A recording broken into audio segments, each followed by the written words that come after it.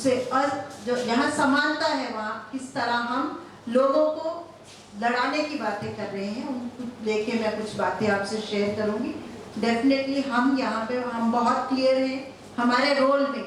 मैं प्रोफेशनली एक वकील भी हूँ, सोशल एक्टिविस्ट हूँ और मानव जाति का जो धर्म है उसमें विश्वास करने वाली व्यक्ति हूँ। मेरी सोच ये है कि हम यहाँ पर अगर कुछ कहने आए हैं तो आप ही जो सिविल सोसाइटी है, जो आम जनता है, उसी का एक अंग है जिसे हम यहाँ प्रस्तुत कर रहे हैं। किसी भी ओहदे से लगा लीजिए, आप जनता के विचारों को जोड़ने से लगा लीजिए। तो हम यहाँ कोई पार्टी को लेके कोई प्रोपेगेंडा खड़ा करने नहीं, लेकिन एक नया इन्होंने बहुत अच्छा जो एक हमारा शीर्षक जो इन्होंने save the constitution and build the nation, मुझे सब मिली संस्था जो है जिन्होंने यह आयोजन किया हुआ है उनको मैं यहाँ आभार प्रकट करती हूँ, क्योंकि ये सही समय है हमारे देश के लिए। अभी एक ऐसा समय है, एक ऐसे चुनौती का समय है जो कि हम सच्चाई को बोलने से शायद डर रहे हैं। और वो सच्चाई क्या है? हमारे अपने लोगों की अपनी सच्चाई। यहाँ शायद दलित बहन है, उसे पढ़ने का, अगर वो बाहर आके ज़्यादा पढ़ लिख जाती है, चुनौती दे रही है अपने ही लोगों को, तो उसके ऊपर बलात्कार हो रहा है। अगर माइनॉरिटी कम्युनिटी के ऊपर, जैसे आपने अगर आप लुधियाना में जो एक पादरी की हत्या की गई है, किसी को नहीं पता है क्यों ये सारी घटनाएं क्यों हो रही है, कौन करवा रहा है, इसके पीछे क्या है। ना एफआईआर हो रही है, ना उसकी चार्जशीट तैयार हो रही है, ना उसकी इन्वेस्टिगेशंस हो रही है। तो इसके पीछे किसका हाथ है, क्यों ये हो रहा है, और क्यों आपस में हमें तोड़ मरोड़ का एक जो साजिश चल रही है हम सब के ऊपर। मैं यहाँ धर्म नहीं कहूँगी, मानव जाति के ऊपर जो ये हमें तोड़ने की साजिशें चल रही हैं और चलाई जा रही हैं, हम सारे उसके लिए यहाँ खड़े हैं। और सारा हमारा ये जो मंच यहाँ है मानवता में विश्वास करने वाला है, irrespective of any caste, creed or religion. We uphold the constitution and the values which Ambedkar through constitution he has handed over to us. मैं यहाँ खास तौर से असमानता की बात करना चाहती हूँ।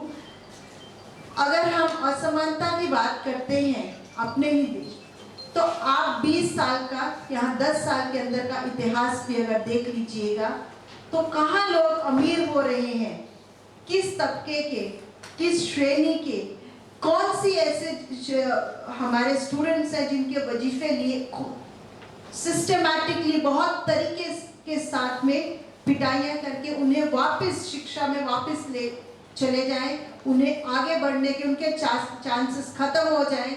ये कहाँ से आ रहा है? क्या ये हमारे कॉन्स्टिट्यूशन का है, एक हक है?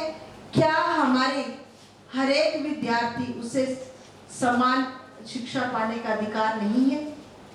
अगर है तो जो योजनाएं उनके लिए बनाई गई हैं, जो उन्हें प्रोविजंस कॉन्स्टिट्यूशन दे रहा है, तो क्यों हम उन्हें देने के लिए भी अड़चन आ रही है कि इनके लिए ये सारी प्रोविजंस बंद की जाए, उन्हें इनकी ज़रूरत नहीं है। Why it is so? मैं सिर्फ आपके लिए क्वेश्चन पोज कर रही हूँ। अगर हम फ्रीडम्स की बात करते हैं, हमारे पास राइट टू फ्रीडम्स है, स्वतंत्रता, किस तरह की स्वतंत्रता की बात कर रहे हैं?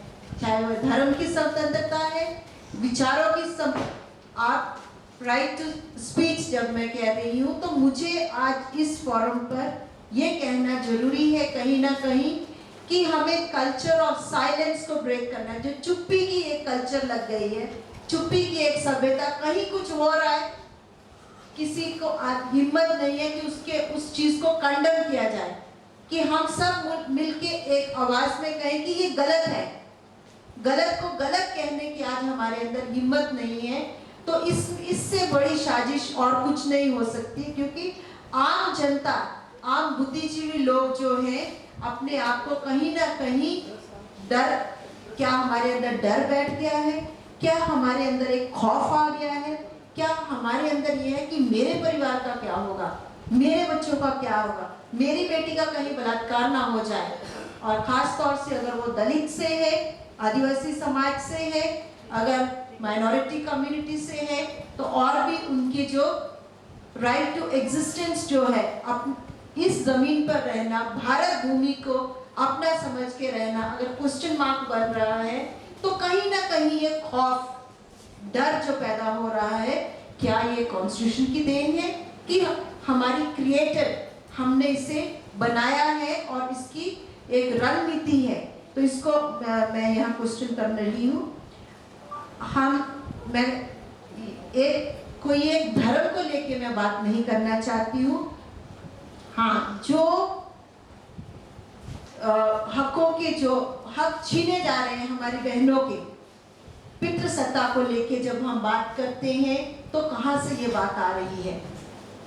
तो मैं यहाँ पर अगर हम भारत की एक एक अंग को, कन्याकुमारी से कश्मीर तक अगर हमें भारत को जोड़ना है तो हमें भारत की संस्कृति को जोड़ना है, भारत के सब वर्गों के लोगों को जोड़ना है, भारत की भाषाओं को जोड़ना है, संस्कृतों को हमें जोड़ना है और विशेष रूप से उन्हें जोड़ना है जिनकी कहीं आवाज नहीं पहुंच रही, जिन्हें चुप्पी, जिनको एक ऐसा शायद रोज की रोजी रोटी कमाना जिनके लिए मुश्किल हो रहा है, उनका इस समाज में, इस भारत में जीना आने वाले अगर इसी तरह माहौल बना रहा तो मैं और आप तो यहाँ बोल रहे हैं, लेकिन कुछ ऐसे लोग, कुछ ऐसी श्रेणियां हैं, कुछ ऐसे वर्ग हैं जो कि अपनी आवाज तक नहीं, क्योंकि उनको डर है कि कल क्या हो जाएगा मेरे ऊपर, मेरे परिवार के साथ क्या हो जाए।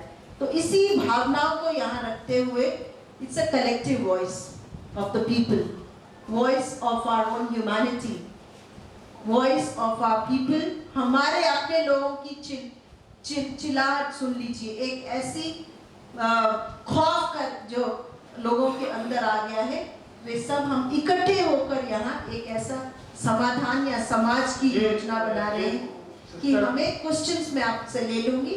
This is just from my heart what I am speaking, जो मेरे अंदर भावनाएं हैं, मैं वो व्यक्त किसी को यहाँ नाराज करने के लिए नहीं, लेकिन एक नए समाज की उत्थान की बात कर रही हूँ।